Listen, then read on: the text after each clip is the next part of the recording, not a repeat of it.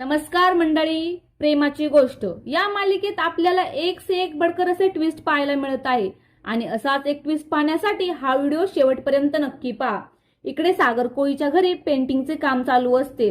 सावनीला खूप त्रास होत असतो कारण तिला कलरच्या वासाची ॲलर्जी असते। त्या वासामुळे तिला शिंका सुरू होतात। हे पाहून घरच्यांना तर खूप आनंद होतो।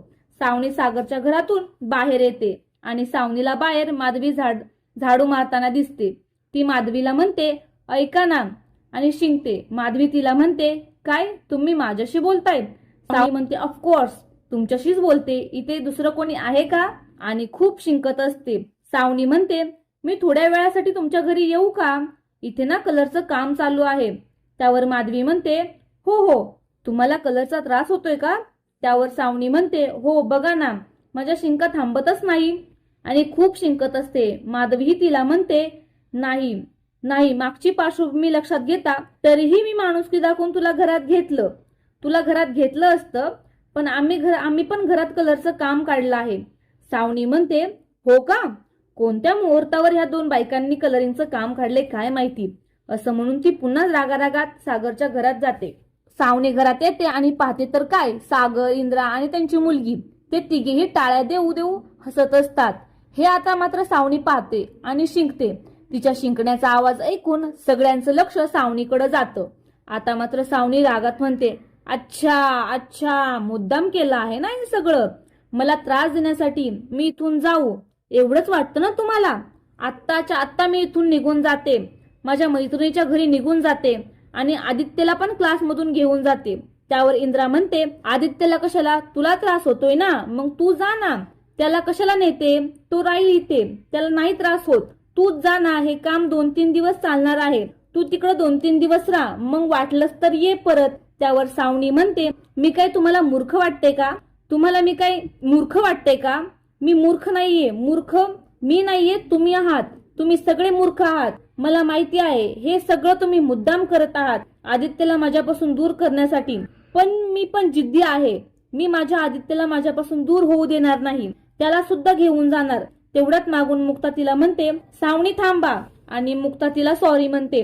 सगळ्यांच्या वतीने मी तुमची माफी मागते, मला माहित नव्हतं तुम्हाला रंगाचा एवढा त्रास होतोय।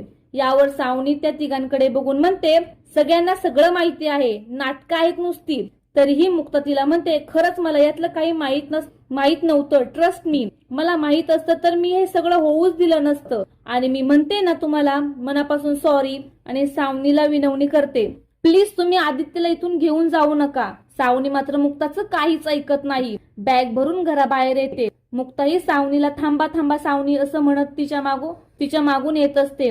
माझं ऐकून घ्या, थांबा। इकडे माधवी दारातून सगळं पाहत असते।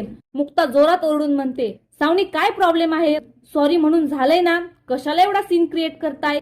यावर सावनी म्हणते, मुक्ता प्लीज मला थांबवण्याचं नाटक करू नको, तुझ्या आईने आणि सासूने प्लॅन करून मला घराबाहेर काढण्याचा प्लॅन केला आहे। आता माधवी दार उघडून बाहेर येते आणि म्हणते, हो मुद्दामच करतो आहे आम्ही, आणि जोपर्यंत तू या घरात आहे तोपर्यंत करणार। यावर मुक्ता म्हणते, आई। सावनी माधवीला म्हणते, तुम्ही मला त्रास देणार आहात का? तुम्ही जितका त्रास मला देता ना तितकाच त्रास तुमच्या मुलीला पण सहन करावा लागेल। यावर माधवी म्हणते, आता तू घरात असल्यावर हे साहजिकच आहे। आता माधवी स्पष्ट म्हणते, मी ठरवलं आहे, सागर कोळीच्या घरात एकतर तुम्ही राहाल किंवा माझी मुलगी, बस। मुक्ता म्हणते, अगं आई काय म्हणतेस तू? त्यावर माधवी म्हणते, तू थांब, तू काही नाही बोलायचं, आणि इंद्राला डोळा मारून म्हणते, इंद्राताई हे बघा, माझ्या मुलीला त्रास होतोय तुमच्या घरात, मी इथं तिला खितपत ठेवणार नाहीये, माझ्या मुलीला मी माझ्या घरी घेऊन जाणार आहे। आणि काय नाव हिचं? सावनी। हिचं काय करायचं हे तुम्ही ठरवा। आणि सावनीला म्हणते, तुमचे काय करायचं हे लोक ठरवतील, आणि माझ्या मुलीच्या बाबतीत मी ठरवलंय आणि माझा फायनल निर्णय आहे, माझी मुलगी माझ्या घरी जाणार आहे। आणि मोठ्याने माधवी म्हणते, काय कळलं का 102? यावर इंद्रा मुद्दाम जोरात ओरडून म्हणते, 101, आवाज वर चढून बोलू नको। आणि काय ग, काय म्हणतेस? माझ्या पुरीला घेऊन जाते, मी आता अडवणार नाही, जा घेऊन, मागच्या वेळेस घेऊन गेलती ना तसंच घेऊन जा। सागर त्याच्या आईला थांबवण्याचा खूप प्रयत्न करत असतो, त्या पण ऐकत नाही। यावर माधवी म्हणते, हो जाणार आहे घेऊन, आणि मुक्ताचा हात धरते आणि म्हणते, माझा तुझ्यावर अधिकार आहे, बाकी कोणावर नाही, तुला सांगते, तुला सांगते मी, चल. सागर त्यांना म्हणतो, आई थांबा ना, आपण बसून बोलू त्यावर. माधवी सागरला म्हणते, नाही, बसून बोलण्यासारखं काहीच नाहीये सागर. आणि माधवी मुक्ताला ओढते आणि घरात नेते आणि म्हणते, सागर, जोपर्यंत ही बाई इथे आहे तोपर्यंत मुक्ता घरी येणार नाही. आता मात्र इंद्रा सावनीला म्हणते, बघितलं चटक चांदणे, तुझ्यामुळे माझ्या घरची लक्ष्मी बाहेर गेली. इकडे सावनीला मात्र काहीच फरक पडलेला नसतो. ती गालातल्या गालात हसत असते. इंद्रा तिला म्हणते, एक नंबरची अवदसा आहेस तू. तुला पहिला संसार काय टिकवता आला नाही आणि आता माझ्या पोराचा संसार मोडायला निघाली. इंद्रा हात जोडून तिला म्हणते, जा बाई जा, हे घर सोडून निघून जा इथून. आता यावर मात्र सावनी म्हणते, हे बघा माझ्या डिअर एक्स सासूबाई, युनिव्हर्सला पण हे मान्य आहे, ज्या व्यक्तीचं तुमच्या घरात काम नाही ती निघून गेली. सागर मात्र चिडून तिथून आत निघून जातो. इकडे सावनी मात्र मनातल्या मनात विचार करत असते, हा काय चमत्कार झाला. मला बाहेर काढायला चालली होती पण स्वतःच घराबाहेर गेली. वा सावनी वा, चला आता कामाला लागा. मुक्ता तर गेली, आता तिची या घरातली जागा तर तुलाच भरून काढावी लागेल. आता पुढच्या भागात पाहूया, सावनी घरात मुक्ताची जागा घेते की नाही, की माधवीच मुक्ताला पुन्हा तिच्या घरी आणून सोडते.